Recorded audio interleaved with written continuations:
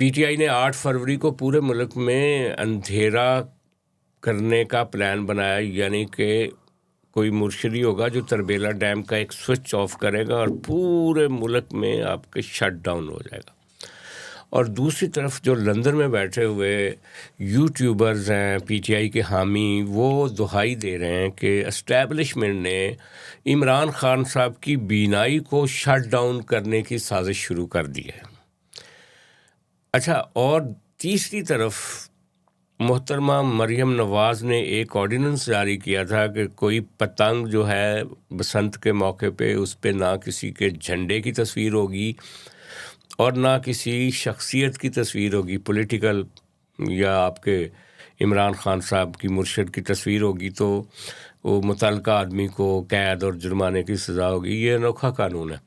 اس کا جواب P T I نے دیا ہے کہ نہ تو وہ تصویر لگا رہے ہیں اپنے لیڈر کی اور نہ جھنڈے کی، بس وہ کہتے ہیں کہ ہر پتنگ پہ 804 لکھ دیں، قیدی 804، جس کے لیے منع نہیں کیا گیا، کوئی آرڈیننس نہیں، کوئی قانون نہیں۔ اور تیسری اہم خبر یہ ہے کہ جو انڈیا ہے اس نے امریکہ کو امریکہ کی لمبی سرد مہری کے بعد اور ٹرمپ کی بار بار کے تانوں کے بعد اس نے کچھ دن پہلے یورپ اور برطانیہ کے ساتھ ایک تجارت کی بڑی زبردست قسم کی ڈیل کر لی ہے، جس کو ساری دنیا کہہ رہی ہے کہ مدر آف دی ڈیلز، اور اس کے نتیجے میں وہ انڈیا جو ہے وہ 1 پوائنٹ ریز کرنے میں کامیاب ہو گیا ہے۔ لیکن کچھ خبریں ایسی بھی آ رہی ہیں برطانیہ سے کہ آنے والے دنوں میں کوشش کی جائے گی کہ برطانیہ پاکستان کے تعلقات کو خراب کیا جائے، کیونکہ عادل راجہ اور بیرسٹر آپ کے جو ہیں شہزاد اکبر، ان پر جس بندے نے حملہ کیا تھا وہ برٹش نیشنل ہے۔ کل اس کو برطانوی مجسٹریٹ کے سامنے پیش کیا گیا اور کہا جا رہا ہے کہ وہ ہٹ مینز کی ایک گینگ چلاتا ہے اور کرائے پہ لوگوں کو بھیجتا ہے۔ آج عادل راجہ نے کہا ہے جی کہ وہ میجر جنرل فیصل نصیر صاحب نے ان کو ڈیزیگنیٹ کیا تھا ہم پہ اٹیک کرنے کے لیے۔ تو کوشش یہ کی جا رہی ہے کہ ہماری ریاست یا اسٹیبلشمنٹ جو ہے وہ برطانیہ میں لوگوں کو استعمال کر رہی ہے، اس کی وجہ سے برطانوی گورنمنٹ اور پاکستانی گورنمنٹ کے تعلقات کو خراب۔ کہا ہے کہ باقاعدہ نام لے کر، جی نام لے کر سرونگ میجر جنرل، جن کو یہ وہی میجر جنرل ہیں جن کے بارے میں عمران خان صاحب کہتے ہیں ڈرٹی ہیری۔ اچھا، یہ عادل راجہ صاحب کو پتہ چل گیا، لیکن جو برطانیہ کی پولیس ہے جس نے اس کو پکڑا ہے اور جو برطانیہ کی عدالت ہے ان کو نہیں پتہ چلا؟ ستار صاحب دیکھیں، پہلی تو بات یہ ہے کہ بیرسٹر اکبر اور عادل راجہ پہ اٹیک کرنے والا ایک ہی گینگ انہوں نے آئیڈینٹیفائی کیا ہے، پہلی بات۔ دوسری بات یہ ہے کہ ان لوگوں کا آئیڈینٹیفائی ہو جانا اور ایک ہی بندے کا 2 گھروں پہ اٹیک کرنا، اور تفتیش جب آگے بڑھے گی تو اندیشہ یہ ظاہر ہو رہا ہے جو سفارتی حلقے ہیں اور صحافتی حلقے ہیں برطانیہ کے، کہ جس طریقے سے بھارت نے امریکہ میں اور کینیڈا میں اپنے مفرور لوگوں کے بارے میں کارروائیاں کی تھیں۔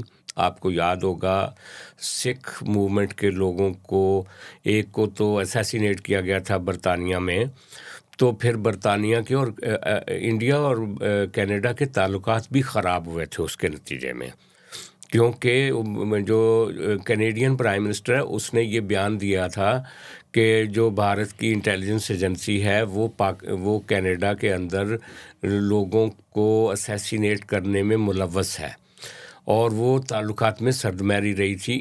خود امریکہ میں بھی ایک کیس چل رہا ہے اجیت ڈیول کے خلاف۔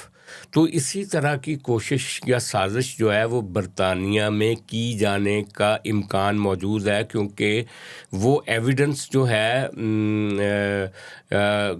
کہ بھئی ان کی جو دونوں بندوں کے گھر جو اٹیک ہوا تھا ان کی جو سی سی ٹی وی ویڈیو، اس کے ذریعے سے ہی یہ بندے پکڑے گئے ہیں، اور اگر ان کی ایجنسیاں اور وہ تفتیش کرتی ہیں تو کوئی کنیکشن جس طرح کا یہ دعویٰ کر رہے ہیں سارے لوگ۔ لیکن ایک بات جو جس کو شاعرانہ انصاف کہا جاتا ہے، پوئٹک جسٹس کہا جاتا ہے، یا جو کامن سینس کہتی ہے کہ ان دونوں بندے جو ہیں جو روز بدتمیزی کرتے ہیں بیٹھ کے آصم منیر صاحب کے خلاف، ہماری اسٹیبلشمنٹ کے خلاف، پاکستان کی دوسری پولیٹیکل پارٹیوں کے خلاف، تو ان کا کہنا ہے کہ یہ اٹیک بھی ہمارے مخالفوں کی طرف سے کیا گیا ہے. یعنی برطانیہ میں تو وہ کہتے ہیں ہماری کسی سے دشمنی نہیں، بلکہ آج تو وہ الٹا آفتاب اقبال اور یہ جو صابر شاکر یا عمران ریاض، ان کو وہ طنز بھی کر رہا تھا. وہ کہہ رہا تھا کہ یہ جو جعلی باغی بنے ہوئے ہیں ان کو تو کوئی مارنے نہیں گیا، مارنے صرف ہمیں آئے ہیں، لہذا پیور جو ڈیسیڈنٹس ہیں وہ ہم ہیں.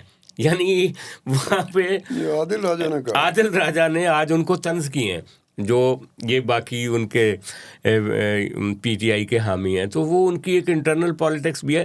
لیکن میں صرف یہ بتا رہا تھا کہ یہ جو کوششیں ہو رہی ہیں لندن میں بیٹھ کے، اس کا نقصان پاکستانی حکومت کو پہنچانے کی کوشش ہو رہی ہے. اچھا، یہ تو دونوں تینوں چیزیں تھیں، لیکن ہم بات کرتے ہیں عمران خان صاحب کی، جو ہاسپٹلائزڈ ان کو کیا گیا اور جو آنکھ کا ان کا علاج جو ہوا وہاں پہ، اس کے بارے میں. اگر آپ چاہتے ہیں کہ آپ کا برانڈ یا کاروبار ہزاروں ناظرین تک پہنچے تو ہمارے ساتھ ایڈورٹائزنگ کریں. اپنی پروڈکٹ کو صحیح آڈینس تک پہنچانے کے لیے ہم سے رابطہ کریں. ایڈورٹائزنگ کے لیے نمبر اسکرین پر موجود ہے. نہیں، میں نے آنکھوں کا علاج کرنا چھوڑ دیا. اب میں دانتوں کا اور کانوں کا علاج کرتا ہوں. تو اگر عمران خان کو کان یا دانت میں درد ہوتا تو وہ میری طرف لے کے آتے. اب چونکہ میں اس کا علاج نہیں کر سکتا تو وہ جہاں پہ بھی لے کے جانا ہوگا وہاں چلے گئے. لیکن ایک بات یہ ہے کہ عمران خان کے بارے میں جب بھی کوئی بات نکلے، پچھلے 4 سالوں میں جو میرا ایز اے جرنلسٹ انویسٹیگیٹو، میں چیزوں کو سبسٹینشیٹ کرنے کی کوشش کرتا ہوں کہ یار چیزیں ثابت ہونی چاہیے. اگر جرنلسٹ ٹی اسکرین پہ آتا ہے، یوٹیوب پہ آتا ہے، وی لاگ کرتا ہے، ٹی وی پہ آتا ہے یا اخبار میں رپورٹ کرتا ہے، تو اس میں اتنی مرتبہ یہ ہوا ہے کہ جیسے آپ کہہ رہے ہیں کہ جی آنکھوں کا، تو مجھے بتایا جا رہا تھا کہ جی سوشل میڈیا میں جو انفلوئنس سوشل میڈیا ہے پی ٹی آئی کا، اس میں وہ تصویر چل رہی ہے جہاں ان کی آنکھوں میں پٹی بندھی ہوئی ہے عمران خان کی. اب یہ بھی ہوتا ہے کہ یار یہ چیزیں ہیں جہاں پر یہ بات بھی ہوتی ہے. ابھی آپ بھی بتا رہے تھے کہ ان کی بہن کو نہیں پتا تھا، علیمہ خان کو نہیں پتا تھا، ٹھیک ہے.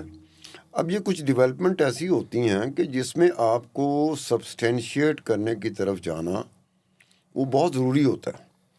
اب یہ عمران خان کو لے کے گئے پیمس میں، یہ بات چھپ نہیں سکتی، کیونکہ ایک قیدی کو جس پہ تقریباً سب کی نظر ہے، اور جن کے پاس آنکھیں ہیں ان کی تو نظر ہے نہیں. چھپنے چھپانے کی تو بات یہ ہے کہ یہ بات چھپ نہیں سکتی. نہیں چھپی کب ہے؟ اور یہ بات کون سا ڈاکٹر تھا، کس ڈاکٹر کو دکھایا گیا، اس کے بعد کی یہ بات ہے کہ یہ بات فیملی کو نہیں بتائی گئی. اگر یہ ہوا ہے تو فیملی کو نہیں بتائی گئی، تو زیادتی کی گئی نا. ڈٹرمن کرنا still yet to be determined کہ کیا علیمہ خان نے اس پہ کوئی بات کی، یا علیمہ خان نے صرف یہ کہا کہ مجھے پتہ چلا یہ ہوا ہے. نہیں. جب ان سے پوچھا گیا کہ عمران خان صاحب کی آنکھوں کا کوئی علاج ہوا ہے تو انہوں نے کہا یہ خبر کہاں سے آ گئی، اور انہوں نے لا علمی کا اظہار کیا کہ اس طرح کی خبریں ان کی صحت کے لیے اڑائی جاتی ہیں، وہ بالکل صحت مند ہیں.